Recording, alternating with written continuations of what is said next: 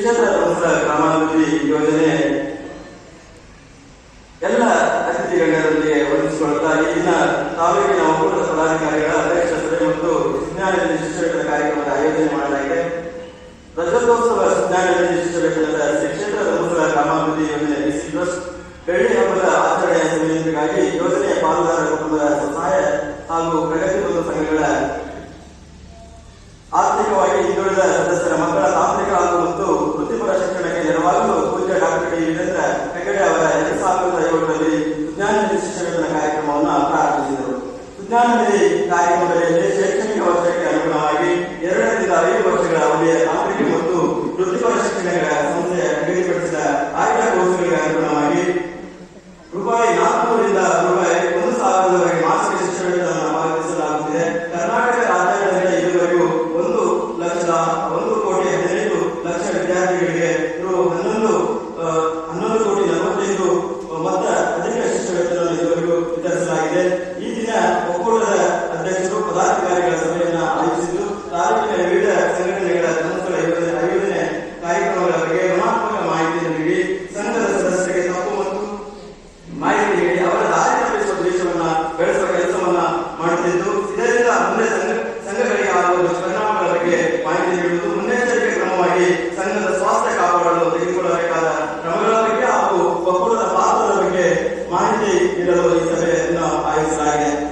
ಎಲ್ಲ ಬಂಧುಗಳೇ, ನಮ್ಮ ಯೋಜನೆ ಕಾರ್ಯಕ್ರಮಗಳು ಇವತ್ತು ರಾಜ್ಯಾದ್ಯಂತ 10 ಹಲವು ಕಾರ್ಯಕ್ರಮಗಳನ್ನ ಮಾಡಿಕೊಂಡು ಬರುತ್ತೆ. ಇವತ್ತು ಧರ್ಮಸ್ಥಳ ಗ್ರಾಮಾಭಿವೃದ್ಧಿ ಯೋಜನೆ ಸಂಘಟನೆಯ ಮೂಲಕ ಸ್ವಸಹಾಯ ಸಂಘಗಳನ್ನ ರಚನೆ ಮಾಡಿ ಇವತ್ತು ಬಿಸಿ ಆಗಿ ಇವತ್ತು ಕೆಲಸವನ್ನು ಮಾಡೋದರೊಟ್ಟಿಗೆ ಚಾರಿಟಬಲ್ ಟ್ರಸ್ಟ್ ಆಗಿ ಇವತ್ತು ಸಮಾಜಮುಖಿ ಕೆಲಸಗಳನ್ನ ಪೂಜ್ಯರ ನೇತೃತ್ವದಲ್ಲಿ ಅಧ್ಯಕ್ಷತೆಯಲ್ಲಿ ಹಲವು ಕಾರ್ಯಕ್ರಮಗಳು ನಡೆದಿದೆ. ಹಾಗೆ ವಿಶೇಷವಾಗಿ ಈ ದಿನ ನಾವು ನಮ್ಮ ಒಕ್ಕೂಟದ ಅಧ್ಯಕ್ಷಗಳಿಗೆ ವಿಶೇಷ ಸಭೆಯನ್ನ ಹಮ್ಮಿಕೊಂಡಿದ್ದೇವೆ. ಈ ಒಂದು ಕಾರ್ಯಕ್ರಮದ ಅಧ್ಯಕ್ಷತೆಯನ್ನ ವಹಿಸಿಕೊಂಡಿರುವಂತಹ ಉಳಿಯಾರ್ ತಾಲೂಕಿನ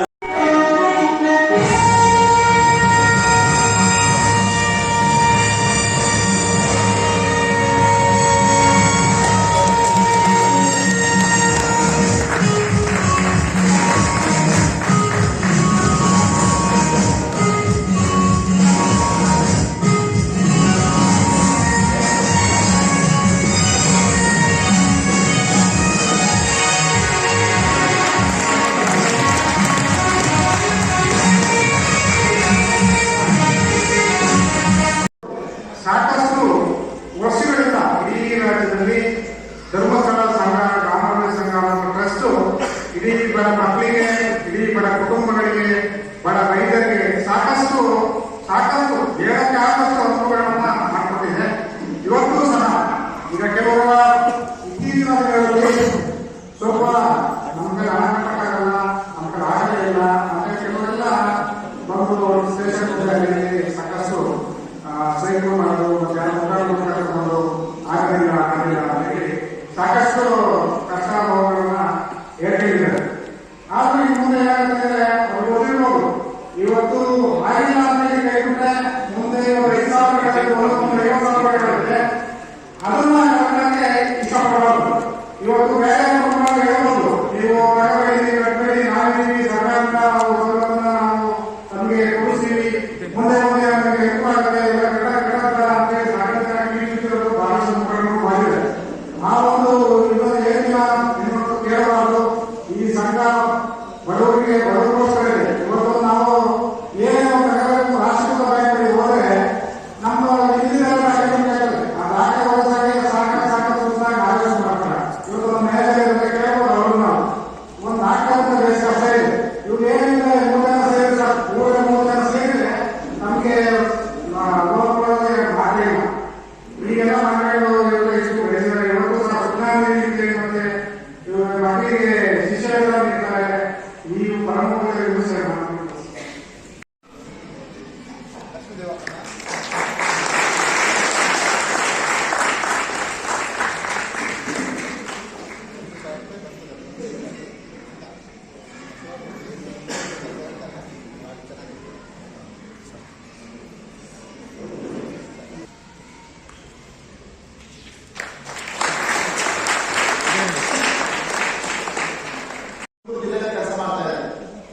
ನಿಮಗೆ ಗೊತ್ತಿರಬಹುದು, ಇದು ಪೂಜ್ಯರ ಧರ್ಮಸ್ಥಳ ಗ್ರಾಮ ಪಂಚಾಯತ್ಗೆ 42 ವರ್ಷ. 42 ವರ್ಷದಲ್ಲಿ ಶ್ರೀ ಕ್ಷೇತ್ರ ಧರ್ಮಸ್ಥಳ ಗ್ರಾಮ ಪಂಚಾಯತ್ ಈ ರಾಜ್ಯಾದ್ಯಂತ ಕೆಲಸ ಮಾಡ್ತಾ ಇದೆ. ಇವತ್ತು ನನ್ನ ಕಾರ್ಯಕರ್ತರು 45,000 ಜನ ಇಡೀ ರಾಜ್ಯದ ಬೇರೆ ಬೇರೆ ಹಳ್ಳಿಗಳಲ್ಲಿ, ಬೇರೆ ಬೇರೆ ಭಾಗಗಳಲ್ಲಿ, ಬೇರೆ ಬೇರೆ ಕಚೇರಿಗಳಲ್ಲಿ ಕೆಲಸ ಮಾಡ್ತಾ ಇದ್ದಾರೆ. ಇವತ್ತು ಧರ್ಮಸ್ಥಳ ಯೋಜನೆ ಅಂತ ಹೇಳುವಂಥದ್ದು ಒಂದು ಬಹಳ ದೊಡ್ಡ ಶಕ್ತಿಯಾಗಿ ಬೆಳೆದಿದೆ. ಪೂಜ್ಯರು ಈ ಕಾರ್ಯಕ್ರಮ ಪ್ರಾರಂಭ ಮಾಡಲಿಕ್ಕೆ ಕಾರಣ ಏನಂತ ಹೇಳಿದ್ರೆ ನಿಮ್ಗೆ ಗೊತ್ತಿರಬಹುದು, ನಮ್ಮ ದಕ್ಷಿಣ ಕನ್ನಡ ಜಿಲ್ಲೆಯ ಬೆಟ್ಟಗಡಿ ತಾಲೂಕು ಅತ್ಯಂತ ಕುಗ್ರಾಮವಾಗಿದ್ದಂತಹ ಒಂದು ಗ್ರಾಮ ಬೆಟ್ಟಗಡಿ ತಾಲೂಕಾಗಿದೆ. ಹಲವಾರು ಗ್ರಾಮಗಳು ಕುಗ್ರಾಮಗಳಾಗಿತ್ತು. ಆದರೆ ದಿಗಂಬರಗಳಂತ ಪೂಜ್ಯರು 1982ರಲ್ಲಿ ಬಾಹುಬಲಿಯ ವಿಗ್ರಹ ಪ್ರತಿಷ್ಠಾಪನೆಗೋಸ್ಕರ ಧರ್ಮಸ್ಥಳ ಗ್ರಾಮ ಪಂಚಾಯತ್ ಅಂತ ಹೇಳುವಂತಹ ಒಂದು ಕಾರ್ಯಕ್ರಮವನ್ನು ಬೆಟ್ಟಗಡಿ ತಾಲೂಕಿನಲ್ಲಿ ಪ್ರಾರಂಭ ಮಾಡಿದರು. ಈ ಕಾರ್ಯಕ್ರಮ ಪ್ರಾರಂಭ ಆದದ್ದು ಪೂಜ್ಯರ ಮನಸ್ಸಿನ ಕಾರ್ಯಕ್ರಮ ಅಂತ ಹೇಳಿದ್ರೆ, ಆಗ ಏನಾಗ್ತಾ ಇದೆ ಅಂತ ಹೇಳಿದ್ರೆ, ಒಂದು ಮನೆಗಳಿಗೆ ಹೋಗಿ ಅಲ್ಲಿ ಏನು ಕೆಲಸ ಮಾಡ್ತಾ ಇದ್ರು, ಅವರ ಜಮೀನಲ್ಲಿ ಕೆಲಸ ಮಾಡ್ತಾ ಇದ್ರು, ಅದಕ್ಕೆ ಕ್ಷೇತ್ರದಿಂದ ಅಕ್ಕಿಯನ್ನು ಕೊಡ್ತಾ ಇದ್ರು. ಆನಂತರ ಕ್ಷೇತ್ರದಿಂದ ಆ ಕುಟುಂಬಗಳಿಗೆ ಬೇಕಾದಂತಹ ಪಾತ್ರೆ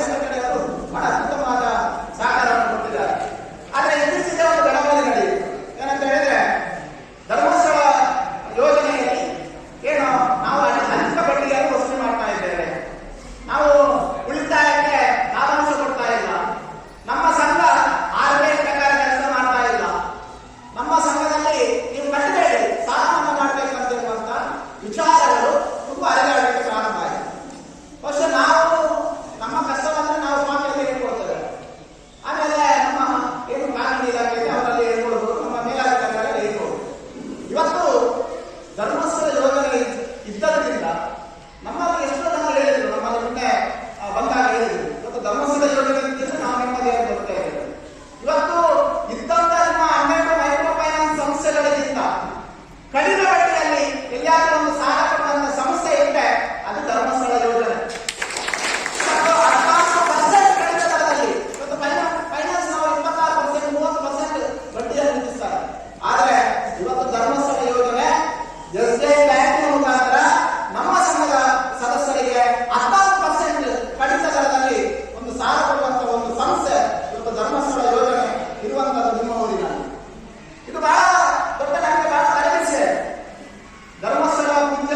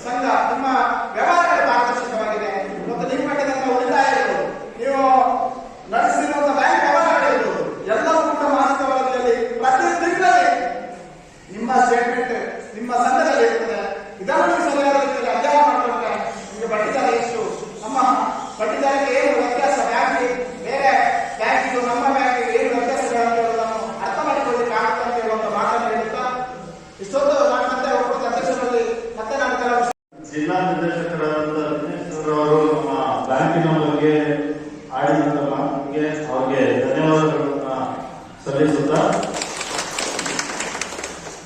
ಈ ಧರ್ಮಸ್ಥಳ ಗ್ರಾಮಾಭಿವೃದ್ಧಿ ಸಂಘ SBI ಸಹಯೋಗದಲ್ಲಿ ಬ್ಯಾಂಕು ಮತ್ತೆ ಸಂಘ ಸಂಸ್ಥೆಗಳಿಗೆ ಸೇತುವೆ ತರ ಕಾರ್ಯನಿರ್ವಹಿಸ್ತಾ ಇದೆ.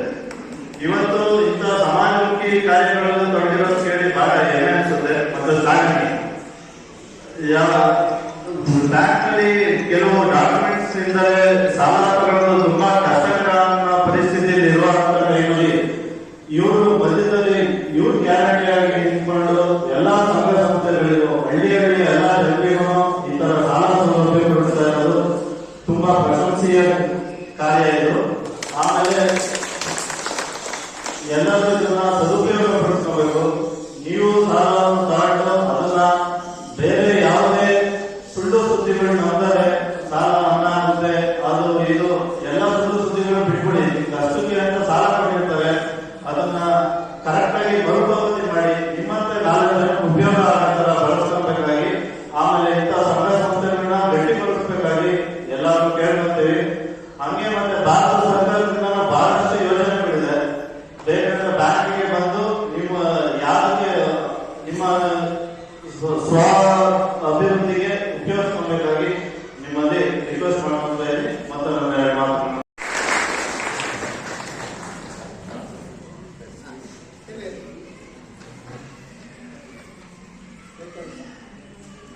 Yashwant HD son of Devaraj, daughter of Rajana GC, Narasimha Swami PG son of Gopalaya, Sidramaya, Kumar Rai,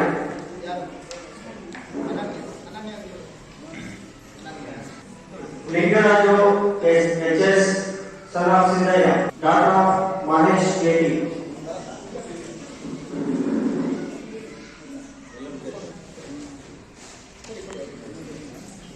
Rashmi MS.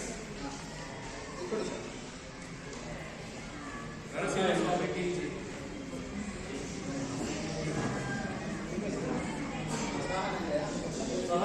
Hemant Kumar ಎಲ್ಲರೂ ಒಟ್ಟಿಗೆ ತಗೊಂಡು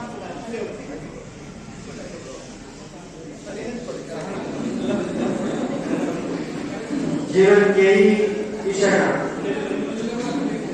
अंजलि ಗೊತ್ತಮ್ಮ ಈ ಕಡೆ